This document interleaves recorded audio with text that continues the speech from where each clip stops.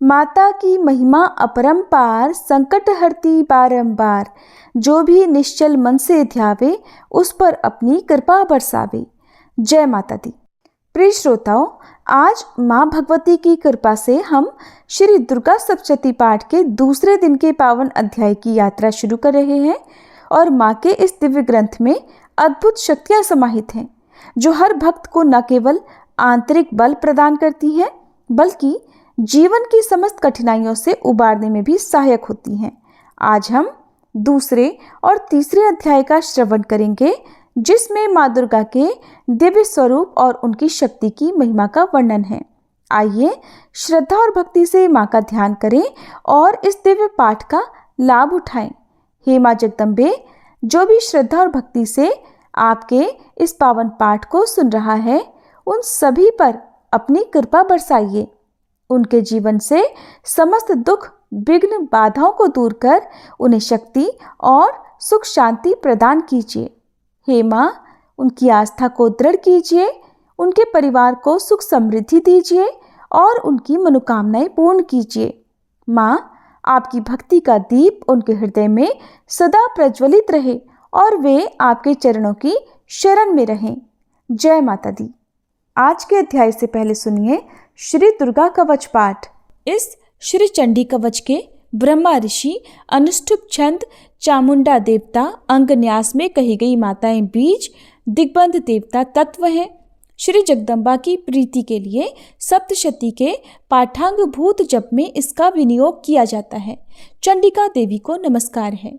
मार्कंडेय जी ने कहा, पितामह, जो इस संसार में परम गोपनीय तथा मनुष्यों की सब प्रकार से रक्षा करने वाला है और जो अब तक आपने दूसरे किसी के सामने प्रकट नहीं किया हो, ऐसा कोई साधन मुझे बताइए।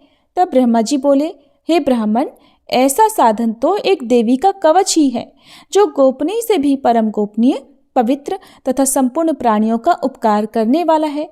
महामुने, उसे श्रवण करो। देवी की 9 मूर्तियां हैं, जिन्हें नवदुर्गा कहते हैं। उनके पृथक पृथक नाम बतलाए जाते हैं। प्रथम नाम शैलपुत्री है, दूसरी मूर्ति का नाम ब्रह्मचारिणी है, तीसरा स्वरूप चंद्रघंटा के नाम से प्रसिद्ध है, चौथी मूर्ति को कुष्मांडा कहते हैं, पांचवी दुर्गा का नाम स्कंद माता है, देवी के छठे रूप को कात्यायनी कहते हैं, सातवां कालरात्रि और आठवां स्वरूप महागौरी के नाम से प्रसिद्ध है, नवी दुर्गा का नाम सिद्धिदात्री है। ये सब नाम सर्वज्ञ महात्मा वेद भगवान के द्वारा ही प्रतिपादित है। जो मनुष्य अग्नि में जल रहा हो, रणभूमि में शत्रुओं से घिर गया हो, विषम संकट में फंस गया हो तथा इस प्रकार भय से आतुर होकर जो भगवती दुर्गा की शरण में प्राप्त हुए हो, उनका कभी कोई अमंगल नहीं होता। युद्ध के समय संकट में पड़ने पर भी उनके ऊपर कोई विपत्ति नहीं दिखाई देती। उन्हें शोक, दुख और भय की प्राप्ति नहीं होती। जिन्होंने भक्तिपूर्वक देवी का स्मरण किया है, उनका निश्चय ही अभ्युदय होता है। देवेश्वरी, जो तुम्हारा चिंतन करते हैं, उनकी तुम निस्संदेह रक्षा करती हो। चामुंडा देवी प्रेत पर आरूढ़ होती हैं, वाराही भैंसे पर सवार होती हैं, ऐन्द्री का वाहन ऐरावत हाथी है, वैष्णवी देवी गरुड़ पर ही आसन जमाती हैं, महेश्वरी वृषभ पर आरूढ़ होती हैं, कौमारी का वाहन मयूर है। भगवान विष्णु की प्रियतमा लक्ष्मी देवी कमल के आसन पर विराजमान है और हाथों में कमल धारण किए हुए हैं। वृषभ पर आरूढ़ ईश्वरी देवी ने श्वेत रूप धारण कर रखा है। ब्राह्मी देवी हंस पर बैठी हुई है और सब प्रकार के आभूषणों से विभूषित है। इस प्रकार ये सभी माताएं सब प्रकार की योग शक्तियों से संपन्न है। इनके सिवा और भी बहुत सी देवियां हैं, जो अनेक प्रकार के आभूषणों की शोभा से युक्त और नाना प्रकार के रत्नों से सुशोभित हैं। ये संपूर्ण देवियां क्रोध में भरी हुई हैं और भक्तों की रक्षा के लिए रथ पर बैठी दिखाई देती हैं। ये शंख, चक्र, गदा, शक्ति, हल और मूसल, खेटक और तोमर, परशु तथा पाश, कुंत और त्रिशूल और उत्तम शारंग धनुष आदि अस्त्र शस्त्र अपने हाथों में धारण करती हैं। दैत्यों के शरीर का नाश करना, भक्तों को अभयदान देना और देवताओं का कल्याण करना, यही उनके शस्त्र धारण का उद्देश्य है। कवच आरंभ करने के बाद पहले इस प्रकार प्रार्थना करनी चाहिए कि महान रौद्र रूप, अत्यंत घोर पराक्रम, महान बल और महान उत्साह वाली देवी, आप महान भय का नाश करने वाली हो, आपको नमस्कार है। आपकी ओर देखना भी कठिन है। शत्रुओं का भय बढ़ाने वाली जगदम्बिके, मेरी रक्षा करो। पूर्व दिशा में ऐन्द्रिय इंद्र शक्ति मेरी रक्षा करे। अग्निकोण में अग्नि शक्ति, दक्षिण दिशा में वाराही और नैऋत्य कोण में खड्गधारिणी मेरी रक्षा करे। पश्चिम दिशा में वारुणी और वायव्य कोण में मृग पर सवारी करने वाली देवी मेरी रक्षा करें। उत्तर दिशा में कौमारी और ईशान कोण में शूलधारिणी देवी रक्षा करें। ब्रह्माणी, आप ऊपर की ओर से मेरी रक्षा करो और वैष्णवी देवी नीचे की ओर से मेरी रक्षा करे। इसी प्रकार शव को अपना वाहन बनाने वाली चामुंडा देवी 10 दिशाओं में मेरी रक्षा करे। जया आगे से और विजया पीछे की ओर से मेरी रक्षा करे। वाम भाग में अजिता और दक्षिण भाग में अपराजिता रक्षा करे। उद्योतनी शिखा की रक्षा करे। उमा मेरे मस्तक पर विराजमान होकर रक्षा करे। ललाट में मालाधारी रक्षा करे और यशस्विनी देवी मेरी भौहों का संरक्षण करे। भौहों के मध्य भाग में त्रिनेत्रा और नथनों की यमघंटा देवी रक्षा करे। दोनों नेत्रों के मध्य भाग में शंखिनी और कानों में द्वारवासिनी रक्षा करे। कालिका देवी कपोलों की तथा भगवती शांकरी कानों के मूल भाग की रक्षा करे। नासिका में सुगंधा और ऊपर के ओठ में चर्चिका देवी रक्षा करे। नीचे के ओठ में अमृत कला और जिह्वा में सरस्वती देवी रक्षा करे। कौमारी दांतों की और चंडिका कंठ प्रदेश की रक्षा करे। चित्रघंटा गले की घाटी की और महामाया तालु में रहकर रक्षा करे। कामाक्षी ठोड़ी की और सर्वमंगला मेरी वाणी की रक्षा करे। भद्रकाली ग्रीवा में और धनुर्धरी पृष्ठवंश अर्थात मेरुदंड में रहकर रक्षा करे। कंठ के बाहरी भाग में नीलग्रीवा और कंठ की नली में नलकूबरी रक्षा करे। दोनों कंधों में खड्गिनी और मेरी दोनों भुजाओं की वज्रधारिणी रक्षा करे। दोनों हाथों में दंडनी और अंगुलियों में अंबिका रक्षा करे। शूलेश्वरी नखों की रक्षा करे। कुलेश्वरी कुक्षी अर्थात पेट में रहकर रक्षा करे। महादेवी दोनों स्तनों की और शोक विनाशिनी देवी मन की रक्षा करे। ललिता देवी हृदय में और शूलधारिणी उदर में रहकर रक्षा करे। नाभि में कामिनी और गुह्य भाग की गुह्येश्वरी रक्षा करे। पूतना और कामिका लिंग की और महिषवाहिनी गुदा की रक्षा करे। भगवती कटिक भाग में और विंध्यवासिनी घुटनों की रक्षा करे। संपूर्ण कामनाओं को देने वाली महाबला देवी दोनों पिंडलियों की रक्षा करे। नरसिम्ही देवी घुट्टियों की और तेजसी देवी दोनों चरणों के पृष्ठभाग की रक्षा करे। श्री देवी पैरों की अंगुलियों में और तलवासिनी पैरों के तलुओं में रहकर रक्षा करे। अपनी दाढ़ों के कारण भयंकर दिखाई देने वाली दृष्टा कराली देवी नखों की और ऊर्ध्वकेशिनी देवी केशों की रक्षा करे। रोमावलियों के छिद्रों में कौबेरी और त्वचा की वागीश्वरी देवी रक्षा करे। पार्वती देवी रक्त मज्जा वसा मांस हड्डी और मेद की रक्षा करे। आंतों की कालरात्रि और पित्त की मुकुटेश्वरी रक्षा करे। मूलाधार आदि कमल कोशों में पद्मावती देवी और कफ में चूड़ामणि देवी स्थित होकर रक्षा करे। नख के तेज की ज्वालामुखी रक्षा करे। जिसका किसी भी अस्त्र से भेदन नहीं हो सकता, वह अभेद्या देवी शरीर की समस्त संधियों में रहकर रक्षा करे। ब्रह्माणी, आप मेरे वीर्य की रक्षा करें। छत्रेश्वरी छाया की तथा धर्मधारिणी देवी मेरे अहंकार, मन और बुद्धि की रक्षा करें। हाथ में वज्र धारण करने वाली वज्रहस्ता देवी मेरे प्राण, अपान, व्यान, उदान और समान वायु की रक्षा करे। कल्याण से शोभित होने वाली भगवती कल्याण शोभना मेरे प्राणों की रक्षा करे। रस, रूप, गंध, शब्द और स्पर्श इन विषयों का अनुभव करते समय योगिनी देवी रक्षा करे तथा सत्वगुण, तमोगुण और रजोगुण की रक्षा सदा नारायणी देवी करे। वाराही आयु की रक्षा करे, वैष्णवी धर्म की रक्षा करे और चक्रिणी अर्थात चक्र धारण करने वाली देवी यश, कीर्ति, लक्ष्मी, धन तथा विद्या की रक्षा करे। इंद्राणी, आप मेरे गोत्र की रक्षा करें। चंडिके, आप मेरे पशुओं की रक्षा करो। महालक्ष्मी, पुत्रों की रक्षा करो और भैरवी पत्नी की रक्षा करे। मेरे पथ की सुपथा तथा मार्ग की क्षेमंकरी रक्षा करे। राजा के दरबार में महालक्ष्मी रक्षा करे और सब ओर व्याप्त रहने वाली विजया देवी संपूर्ण भयों से मेरी रक्षा करे। देवी, जो स्थान कवच में नहीं कहा गया है, अतएव रक्षा से रहित है, वह सब आपके द्वारा सुरक्षित हो। क्योंकि आप विजयशालिनी और पापनाशिनी हो। यदि अपने शरीर का भला चाहे तो मनुष्य बिना कवच के कहीं एक पग भी ना जाए, कवच का पाठ करके ही यात्रा करे। कवच के द्वारा सब ओर से सुरक्षित मनुष्य जहाँ जहाँ भी जाता है वहाँ वहाँ उसे धन लाभ होता है तथा संपूर्ण कामनाओं की सिद्धि करने वाली विजय की प्राप्ति होती है। वह जिस जिस अभीष्ट वस्तु का चिंतन करता है उसको निश्चय ही प्राप्त कर लेता है। वह पुरुष इस पृथ्वी पर तुलना रहित महान ऐश्वर्य का भागी होता है। कवच से सुरक्षित मनुष्य निर्भय हो जाता है, युद्ध में उसकी पराजय नहीं होती और वह तीनों लोकों में पूजनीय होता है। देवी का यह कवच देवताओं के लिए भी दुर्लभ है। जो प्रतिदिन नियम पूर्वक तीनों संध्याओं के समय श्रद्धा के साथ इसका पाठ करता है उसे देवी कला प्राप्त होती है और वह तीनों लोकों में कहीं भी पराजित नहीं होता। इतना ही नहीं, वह अपमृत्यु से रहित हो 100 से भी अधिक वर्षों तक जीवित रहता है। मकरी, चेचक और कोढ़ आदि उसकी संपूर्ण व्याधियां नष्ट हो जाती हैं। कनेर, भांग, अफीम, धतूरे आदि का स्थावर विष, सांप और बिच्छू आदि के काटने से चढ़ा हुआ जंगम विष तथा अहिफेन और तेल के संयोग आदि से बनने वाला कृत्रिम विष, ये सब प्रकार के विष दूर हो जाते हैं, उनका कोई असर नहीं होता।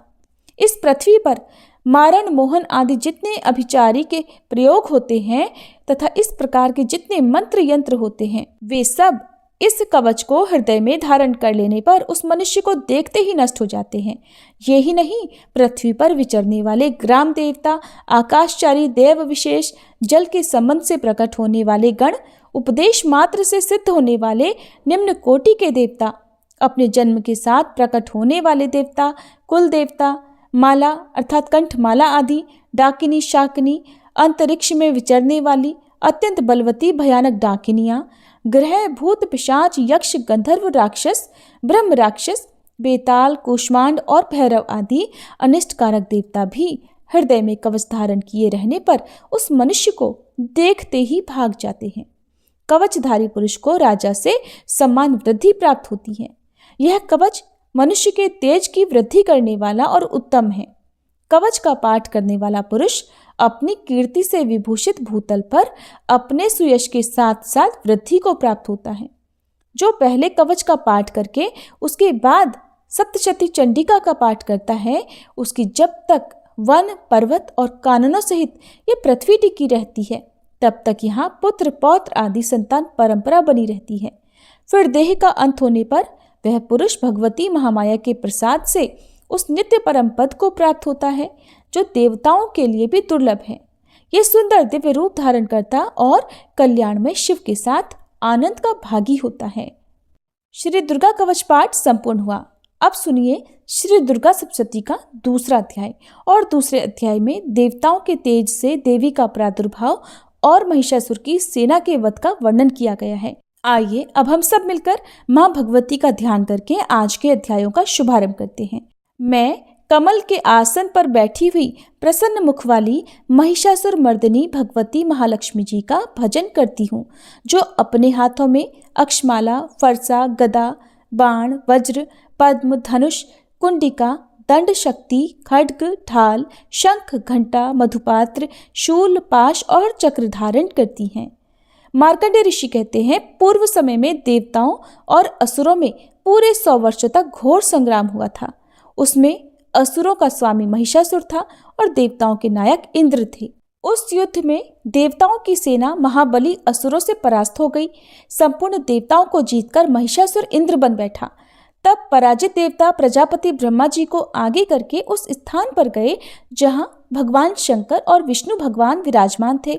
देवताओं ने महिषासुर के पराक्रम तथा अपनी पराजय का यथावत वृतांत उन दोनों देवेश्वरों से विस्तार पूर्वक कह सुनाया। वे बोले, भगवान, महिषासुर सूर्य, इंद्र, अग्नि, वायु, चंद्रमा, यम, वरुण तथा अन्य देवताओं के भी अधिकार छीनकर स्वयं ही सबका अधिष्ठाता बन बैठा है। उस दुरात्मा महिष ने समस्त देवताओं को स्वर्ग से निकाल दिया है। अब वे मनुष्यों की तरह पृथ्वी लोक पर विचरते हैं। दैत्यों की ये सारी करतूत हमने आप लोगों से कह सुनाई। अब हम आपकी ही शरण में आए हैं, उसके वध का कोई उपाय सोचिए। इस प्रकार देवताओं के वचन सुनकर भगवान विष्णु और शिव ने दैत्यों पर बड़ा क्रोध किया। उनकी भौहें तन गई और मुंह टेढ़ा हो गया। तब अत्यंत कोप में भरे हुए चक्रपाणी श्री विष्णु के मुख से एक महान तेज प्रकट हुआ। इसी प्रकार श्री ब्रह्मा, शंकर तथा इंद्र आदि अन्यान्य देवताओं के शरीर से भी बड़ा भारी तेज निकला। वह सब मिलकर एक हो गया। महान तेज का वह पुंज जाज्वल्यमान पर्वत सा जान पड़ा। देवताओं ने देखा, वहां उसकी ज्वालाएं संपूर्ण दिशाओं में व्याप्त हो रही थी। संपूर्ण देवताओं के शरीर से प्रकट हुए उस तेज की कहीं तुलना नहीं थी। एकत्रित होने पर वह एक नारी के रूप में परिणत हो गया और अपने प्रकाश से तीनों लोकों में व्याप्त जान पड़ा। भगवान शंकर का जो तेज था, उससे उस देवी का मुख प्रकट हुआ। यमराज जी के तेज से उसके सिर में बाल निकल आए। श्री विष्णु भगवान के तेज से उसकी भुजाएं उत्पन्न हुई। चंद्रमा के तेज से दोनों स्तनों का और इंद्र के तेज से मध्य भाग का प्रादुर्भाव हुआ। वरुण के तेज से जंघा और पिंडली तथा पृथ्वी के तेज से नितंब भाग प्रकट हुआ। ब्रह्मा जी के तेज से दोनों चरण और सूर्य के तेज से उनकी अंगुलियां हुई। वसुओं के तेज से हाथों की अंगुलियां और कुबेर के तेज से नासिका प्रकट हुई। उस देवी के दांत प्रजापति के तेज से और तीनों नेत्र अग्नि के तेज से प्रकट हुए थे। उसकी भौहें संध्या के और कान वायु के तेज से उत्पन्न हुए थे। इसी प्रकार अन्यान्य देवताओं के तेज से भी उस कल्याणमयी देवी का आविर्भाव हुआ। इसके बाद समस्त देवताओं के तेजपुंज से प्रकट हुई देवी को देखकर महिषासुर के सताए हुए देवता बड़े प्रसन्न हुए। पिनाकधारी भगवान शंकर ने अपने शूल से एक शूल निकालकर उन्हें दिया कि भगवान विष्णु ने भी अपने चक्र से चक्र उत्पन्न करके भगवती को अर्पण कर दिया। वरुण ने भी शंख भेंट किया। अग्नि ने उन्हें शक्ति दी और वायु ने धनुष तथा बाण से भरे हुए 2 तरकस प्रदान किए। सहस्त्र नेत्रों वाले देवराज इंद्र ने अपने वज्र से वज्र उत्पन्न करके दिया और ऐरावत हाथी से उतारकर 1 घंटा भी प्रदान किया। यमराज ने कालदंड से दंड, वरुण ने पाश, प्रजापति ने स्फटिकाक्ष की माला और ब्रह्मा जी ने कमंडल भेंट किया। सूर्य ने देवी के समस्त रोमकूपों में अपनी किरणों का तेज भर दिया। काल ने उन्हें चमकती हुई ढाल और तलवार दी। क्षीर सागर ने उज्जवल हार तथा कभी जीर्ण न होने वाले 2 दिव्य वस्त्र भेंट किए। साथ ही उन्होंने दिव्य चूड़ामणि, 2 कुंडल, कड़े, उज्जवल अर्धचंद्र, सब बाहुओं के लिए केयूर, दोनों चरणों के लिए निर्मल नुपुर, गले की सुंदर हंसली और सब अंगुलियों में पहनने के लिए रत्नों की बनी अंगूठियां भी दी। विश्वकर्मा ने उन्हें अत्यंत निर्मल फरसा भेंट किया। साथ ही अनेक प्रकार के अस्त्र और अभेद्य कवच दिए। इनके सिवा मस्तक और वक्ष स्थल पर धारण करने के लिए कभी न कुमलाने वाले कमलों की मालाएं दी। जलधि ने उन्हें सुंदर कमल का फूल भेंट किया। हिमालय ने सवारी के लिए सिंह तथा तरह तरह के रत्न समर्पित किए। धनाध्यक्ष कुबेर ने मधु से भरा पान पात्र और संपूर्ण नागों के राजा शेष ने, जो इस पृथ्वी को धारण करते हैं, उन्हें बहुमूल्य मणियों से विभूषित नागहार भेंट किया। इस प्रकार अन्य देवताओं ने भी आभूषण और शस्त्र अस्त्र देकर देवी का सम्मान किया। इसके बाद उन्होंने बारंबार अट्टहास पूर्वक उच्च स्वर से गर्जना की। उनके भयंकर नाद से संपूर्ण आकाश गूंज उठा। देवी का वह अत्यंत उच्च स्वर से किया हुआ सिंहनाद कहीं समा नहीं सका। आकाश उसके सामने लघु प्रतीत होने लगा। उससे बड़े जोर की प्रतिध्वनि हुई, जिससे संपूर्ण विश्व में हलचल मच गई और समुद्र कांप उठे, पृथ्वी डोलने लगी और समस्त पर्वत हिलने लगे। उस समय देवताओं ने अत्यंत प्रसन्नता के साथ सिंह वाहिनी भवानी से कहा, देवी आपकी जय हो। साथ ही महर्षियों ने भक्ति भाव से विनम्र होकर उनका स्तवन किया। संपूर्ण त्रिलोकी को शोभग्रस्त देखकर दैत्यगण अपनी समस्त सेना को कवच आदि से सुसज्जित कर हाथों में हथियार लेकर सहसा उठकर खड़े हो गए। उस समय महिषासुर ने बड़े क्रोध में आकर कहा, आह, ये क्या हो रहा है। फिर वह संपूर्ण असुरों से घिरकर उस सिंहनाद की ओर लक्ष्य करके दौड़ा और आगे पहुंचकर उसने देवी को देखा, जो अपनी प्रभा से तीनों लोकों को प्रकाशित कर रही थी। उनके चरणों के भार से पृथ्वी दबी जा रही थी। माथे के मुकुट से आकाश में रेखा सी खींच रही थी और वे अपने धनुष की टंकार से 7 पातालों को क्षुब्ध किए देती थी। देवी अपनी हजारों भुजाओं से संपूर्ण दिशाओं को आच्छादित करके खड़ी थी। इसके बाद उनके साथ दैत्यों का युद्ध छिड़ गया। नाना प्रकार के अस्त्र शस्त्रों के प्रहार से संपूर्ण दिशाएं उद्भासित होने लगी। चिक्षुर नामक महान असुर महिषासुर का सेनानायक था। वह देवी के साथ युद्ध करने लगा। अन्य दैत्यों की चतुरंगड़ी सेना साथ लेकर चामर भी लड़ने लगा। 60,000 रथियों के साथ आकर उदग्र नामक महादैत्य ने लोहा लिया। 1 करोड़ रथियों को साथ लेकर महाहनु नामक दैत्य युद्ध करने लगा, जिसके रोए तलवार के समान तीखे थे। वह असीलोमा नाम का महादैत्य 5 करोड़ रथी सैनिकों सहित युद्ध में आ डटा। 60 लाख रथियों से घिरा हुआ बाष्कल नामक दैत्य भी उस युद्ध भूमि में लड़ने लगा। परिवारित नामक राक्षस हाथी सवार और घुड़सवारों के अनेकों दल तथा 1 करोड़ रथियों की सेना लेकर युद्ध करने लगा। विडाल नामक दैत्य 5 अरब रथियों से घिरकर लोहा लेने लगा। इनके अतिरिक्त और भी हजारों महादैत्य रथ, हाथी और घोड़ों की सेना साथ लेकर वहां देवी के साथ युद्ध करने लगे। स्वयं महिषासुर उस रणभूमि में कोटि कोटि सहस्त्र रथ, हाथी और घोड़ों की सेना से घिरा हुआ खड़ा था।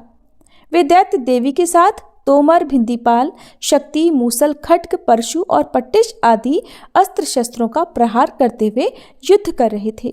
कुछ दैत्यों ने उन पर शक्ति का प्रहार किया, कुछ लोगों ने पाश फेंके और कुछ दूसरे दैत्यों ने खड्ग प्रहार करके देवी को मार डालने का उद्योग किया। देवी ने भी क्रोध में भरकर खेल खेल में ही अपने अस्त्र शस्त्रों की वर्षा करके दैत्यों के वे समस्त अस्त्र शस्त्र काट डाले। उनके मुख पर परिश्रम या थकावट का रंच मात्र भी चिन्ह नहीं था। देवता और ऋषि उनकी स्तुति करते थे और वे भगवती परमेश्वरी दैत्यों के शरीरों पर अस्त्र शस्त्रों की वर्षा करती रही। देवी का वाहन सिंह भी क्रोध में भरकर गर्दन के बालों को हिलाता हुआ असुरों की सेना में इस प्रकार विचरने लगा मानो वनों में दावानल फैल रहा हो। रणभूमि में दैत्यों के साथ युद्ध करती हुई अंबिका देवी ने जितने निश्वास छोड़े वे सभी तत्काल सैकड़ों हजारों गणों के रूप में प्रकट हो गए और परशु, भिंदीपाल, खड्ग तथा पट्टिश आदि अस्त्रों द्वारा असुरों का सामना करने लगे। देवी की शक्ति से बढ़े हुए वे गण असुरों का नाश करते हुए नगाड़ा और शंख आदि बाजे बजाने लगे। उस संग्राम महोत्सव में कितने ही गण मृदंग बजा रहे थे। इसके बाद देवी ने त्रिशूल से, गदा से, शक्ति की वर्षा से और खड्ग आदि से सैकड़ों महादैत्यों का संहार कर डाला। कितनों को घंटे के भयंकर नाद से मूर्छित करके मार गिराया। बहुतेरे दैत्यों को पाश से बांधकर धरती पर घसीटा। कितने ही दैत्य उनकी तीखी तलवार की मार से 2-2 टुकड़े हो गए। कितने ही गदा की चोट से घायल होकर धरती पर सो गए। कितने ही मूसल की मार से अत्यंत आहत होकर रक्त वमन करने लगे। कुछ दैत्य शूल से छाती फट जाने के कारण पृथ्वी पर ढेर हो गए। उस रणांगण में बाण समूहों की वृष्टि से कितने ही असुरों की कमर टूट गई। बाज की तरह झपटने वाले देव पीड़क दैत्यगण अपने प्राणों से हाथ धोने लगे। किन्हीं की बाहें छिन्न भिन्न हो गई, कितनों की गर्दनें कट गई। कितने ही दैत्यों के मस्तक कट कट कर गिरने लगे। कुछ लोगों के शरीर मध्य भाग में ही विदीर्ण हो गए। कितने ही महादैत्य जांघें कट जाने से पृथ्वी पर गिर पड़े। कितनों को ही देवी ने 1 बाह, 1 पैर और 1 नेत्र वाले करके 2 टुकड़ों में चीर डाला। कितने ही दैत्य मस्तक कट जाने पर भी गिरकर उठ जाते और फिर केवल धड़ के ही रूप में अच्छे अच्छे हथियार हाथ में लेकर देवी के साथ युद्ध करने लगते। दूसरे कबंध युद्ध के बाजों की लय पर नाचते थे। कितने ही बिना सिर के धड़ हाथों में खड्ग, शक्ति और रिष्टि लिए दौड़ते थे और दूसरे महादैत्य ठहरो ठहरो ये कहते हुए देवी को युद्ध के लिए ललकारते थे। जहां वह घोर संग्राम हुआ था वहां की धरती देवी के गिराए हुए रथ, हाथी, घोड़े और असुरों की लाशों से ऐसी पट गई थी कि वहां चलना फिरना असंभव हो गया था। दैत्यों की सेना में हाथी, घोड़े और असुरों के शरीरों से इतनी अधिक मात्रा में रक्तपात हुआ था कि थोड़ी ही देर में वहां खून की बड़ी बड़ी नदियां बहने लगी। जगदम्बा ने असुरों की विशाल सेना को क्षण भर में ही नष्ट कर दिया, ठीक उसी तरह जैसे तिनके और काठ के भारी ढेर को अग्नि कुछ ही क्षणों में भस्म कर देती है। और वह सिंह भी गर्दन के बालों को हिला हिलाकर जोर जोर से गर्जना करता हुआ दैत्यों के शरीर से मानो उनके प्राण चुन लेता था। वहां देवी के गणों ने भी उन महादैत्यों के साथ ऐसा युद्ध किया जिससे आकाश में खड़े हुए देवतागण उन पर बहुत संतुष्ट हुए और फूल बरसाने लगे।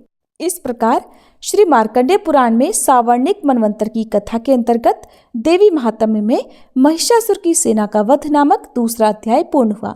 अब सुनिए तीसरा अध्याय, जिसमें सेनापतियों सहित महिषासुर के वध का वर्णन किया गया है। सबसे पहले हम सभी मिलकर माँ जगदम्बा का ध्यान करते हैं। जगदम्बा के श्री अंगों की कांति उदय काल के सहस्त्रों सूर्यों के समान है। वे लाल रंग की रेशमी साड़ी पहने हुए हैं। उनके गले में मुंडमाला शोभा पा रही है। दोनों स्तनों पर रक्त चंदन का लेप लगा है। वे अपने कर कमलों में जप मालिका, विद्या और अभय तथा वर नामक मुद्राएं धारण किए हुए हैं। तीनों नेत्रों से सुशोभित मुखारविंद की बड़ी शोभा हो रही है। उनके मस्तक पर चंद्रमा के साथ ही रत्नमय मुकुट बंधा है और वे कमल के आसन पर विराजमान है। ऐसी देवी को मैं भक्ति पूर्वक प्रणाम करती हूँ। मार्कंडेय ऋषि कहते हैं, दैत्यों की सेना को इस प्रकार तहस नहस होती देख महादैत्य सेनापति चिक्षुर क्रोध में भरकर अंबिका देवी से युद्ध के लिए आगे बढ़ा। वह असुर रणभूमि में देवी के ऊपर इस प्रकार बाणों की वर्षा करने लगा जैसे बादल मेरुगिरी के शिखर पर पानी की धार बरसा रहा हो। तब देवी ने अपने बाणों से उसके बाण समूह को अनायास ही काटकर उसके घोड़ों और सारथी को भी मार डाला। साथ ही उसके धनुष तथा अत्यंत ऊंची ध्वजा को भी तत्काल काट गिराया। धनुष कट जाने पर उसके अंगों को अपने बाणों से बींध डाला। धनुष, रथ, घोड़े और सारथी के नष्ट हो जाने पर वह असुर ढाल और तलवार लेकर देवी की ओर दौड़ा। उसने तीखी धार वाली तलवार से सिंह के मस्तक पर चोट करके देवी की भी बाईं भुजा में बड़े वेग से प्रहार किया। राजन, देवी की बाह पर पहुंचते ही वह तलवार टूट गई। फिर तो क्रोध से लाल आंखें करके उस राक्षस ने शूल हाथ में लिया और उसे उस महादैत्य ने भगवती भद्रकाली के ऊपर चलाया। वह शूल आकाश से गिरते हुए सूर्यमंडल की भांति अपने तेज से प्रज्वलित हो उठा। उस शूल को अपनी ओर आते देख देवी ने भी शूल का प्रहार किया। उससे राक्षस के शूल के सैकड़ों टुकड़े हो गए। साथ ही महादैत्य चिक्षुर की भी धज्जियां उड़ गईं और वह प्राणों से हाथ धो बैठा। महिषासुर के सेनापति उस महापराक्रमी चिक्षुर के मारे जाने पर देवताओं को पीड़ा देने वाला चामर हाथी पर चढ़कर आया। उसने देवी के ऊपर शक्ति का प्रहार किया, किंतु जगदम्बा ने उसे अपने हुंकार से ही आहत और निष्प्रभ करके तत्काल पृथ्वी पर गिरा दिया। शक्ति टूटकर गिरी हुई देख चामर को बड़ा क्रोध हुआ। अब उसने शूल चलाया, किंतु देवी ने उसे भी अपने बाणों द्वारा काट डाला। इतने में ही देवी का सिंह उछलकर हाथी के मस्तक पर चढ़ बैठा और उस दैत्य के साथ खूब जोर लगाकर बहुयुद्ध करने लगा। वे दोनों लड़ते लड़ते हाथी से पृथ्वी पर आ गए और अत्यंत क्रोध में भरकर एक दूसरे पर बड़े भयंकर प्रहार करते हुए लड़ने लगे। इसके बाद सिंह बड़े वेग से आकाश की ओर उछला और उधर से गिरते समय उसने पंजों की मार से चामर का सिर धड़ से अलग कर दिया। इसी प्रकार उदग्र भी शिला और वृक्ष आदि की मार खाकर रणभूमि में देवी के हाथों मारा गया तथा कराल भी दांतों, मुक्कों और थप्पड़ों की चोट से धराशायी हो गया। क्रोध में भरी हुई देवी ने गदा की चोट से उद्धत का कचूमर निकाल दिया। भिंदीपाल से वाशकल को और बाणों से ताम्र और अंधक को मौत के घाट उतार दिया। 3 नेत्रों वाली परमेश्वरी ने त्रिशूल से उग्रास्य, उग्रवीर्य तथा महाहनु नामक दैत्य को मार डाला। तलवार की चोट से विडाल के मस्तक को धड़ से काट गिराया। दुर्धर और दुर्मुख इन दोनों को भी अपने बाणों से यमलोक भेज दिया। इस प्रकार अपनी सेना का संहार होता देख महिषासुर ने भैंसे का रूप धारण करके देवी के गणों को त्रास देना आरंभ किया। किन्हीं को थूथन से मारकर, किन्हीं के ऊपर खुरों का प्रहार करके, किन्हीं किन्हीं को पूंछ से चोट पहुंचाकर, कुछ को सींगों से विदीर्ण करके, कुछ गणों को वेग से, किन्हीं को सिंहनाद से, कुछ को चक्कर देकर और कितनों को निश्वास वायु के झोंकों से धाराशायी कर दिया। इस प्रकार गणों की सेना को गिराकर वह असुर महादेवी के सिंह को मारने के लिए झपटा। इससे जगदम्बा को बड़ा क्रोध हुआ। उधर महापराक्रमी महिषासुर भी क्रोध में भरकर धरती को खुरों से खोदने लगा और अपने सींगों से ऊंचे ऊंचे पर्वतों को उठाकर फेंकने और गरजने लगा। उसके वेग से चक्कर देने के कारण पृथ्वी क्षुब्ध होकर फटने लगी। उसकी पूंछ से टकराकर समुद्र सब ओर से धरती को डुबोने लगा। हिलते हुए सींगों के आघात से विदीर्ण होकर बादलों के टुकड़े टुकड़े हो गए। उसके श्वास की प्रचंड वायु के वेग से उड़े हुए सैकड़ों पर्वत आकाश से गिरने लगे। इस प्रकार क्रोध में भरे हुए उस महादैत्य को अपनी ओर आते देख चंडिका ने उसका वध करने के लिए महान क्रोध किया। उन्होंने पाश फेंककर उस महान असुर को बांध दिया। उस महासंग्राम में बंध जाने पर उसने भैंसे का रूप त्याग दिया और तत्काल सिंह के रूप में वह प्रकट हो गया। उस अवस्था में जगदम्बा ज्यों ही उसका मस्तक काटने के लिए उद्यत हुई, त्यों ही वह खड्गधारी पुरुष के रूप में दिखाई देने लगा। तब देवी ने तुरंत ही बाणों की वर्षा करके ढाल और तलवार के साथ उस पुरुष को भी बींध डाला। इतने में ही वह महान गजराज के रूप में परिणत हो गया और अपनी सूंड से देवी के विशाल सिंह को खींचने और गरजने लगा। खींचते समय देवी ने तलवार से उसकी सूंड काट डाली। तब उस महादैत्य ने पुनः भैंसे का शरीर धारण कर लिया और पहले की ही तरह चराचर प्राणियों सहित तीनों लोगों को व्याकुल करने लगा। तब क्रोध में भरी हुई जगन्माता चंडिका बारंबार उत्तम मधु का पान करने और लाल लाल आंखें करके हंसने लगी। उधर वह बल और पराक्रम के मद से उन्मत्त हुआ राक्षस गरजने लगा और अपने सींगों से चंडी के ऊपर पर्वतों को फेंकने लगा। उस समय देवी अपने बाणों के समूह से उसके फेंके हुए पर्वतों को चूर्ण करती हुई बोली। बोलते समय उनका मुख मधु के मद से लाल हो रहा था और वाणी लड़खड़ा रही थी। देवी ने कहा, ओ मूढ़, मैं जब तक मधु पीती हूँ तब तक तू क्षण भर के लिए खूब गरज ले। मेरे हाथ से यही तेरी मृत्यु हो जाने पर अब शीघ्र ही देवता भी गर्जना करेंगे।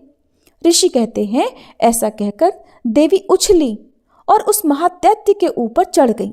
फिर अपने पैर से उसे दबाकर उन्होंने शूल से उसके कंठ में आघात किया। उनके पैर से दबा होने पर भी महिषासुर अपने मुख से दूसरे रूप में बाहर होने लगा। अभी आधे शरीर से ही वह बाहर निकलने पाया था कि देवी ने अपने प्रभाव से उसे वहीं रोक दिया। आधा निकला होने पर भी वह महादैत्य देवी से युद्ध करने लगा। तब देवी ने बहुत बड़ी तलवार से उसका मस्तक काट गिराया। फिर तो हाहाकार करती हुई दैत्यों की सारी सेना भाग गई और संपूर्ण देवता अत्यंत प्रसन्न हो गए। तब देवताओं ने दिव्य महर्षियों के साथ दुर्गा देवी का स्तवन किया। गंधर्वराज गाने गाने लगे और अप्सराएं नृत्य करने लगी। जय माता दी। आज का द्वितीय अध्याय माँ दुर्गा की कृपा से पूर्ण हुआ। माता रानी की दिव्य शक्ति और अनुकंपा हम सभी पर सदा बनी रहे। जो भी इस पावन पाठ को श्रद्धा और भक्ति से सुन रहा है, माँ उसकी सभी मनोकामनाएं पूर्ण करें और उसके जीवन में सुख, शांति, समृद्धि और शक्ति का संचार हो। माँ भगवती का आशीर्वाद आप सभी को प्राप्त हो। आपके घर परिवार में मंगलमय वातावरण बना रहे और आप सदा माँ की भक्ति में रमे रहें। आप सभी से विनम्र अनुरोध है कि इस पावन प्रसंग को अपने परिवार और मित्रों तक पहुंचाएं ताकि अधिक से अधिक लोग माँ की कृपा का लाभ प्राप्त कर सकें। प्रिय श्रोताओं, कल हम दुर्गा सप्तशती के तीसरे दिन के अध्यायों के साथ पुनः मिलेंगे। तब तक माता रानी की भक्ति में लीन रहिए और जय माता दी का जयकार करते रहिए। प्रेम से बोलिए जय माता दी।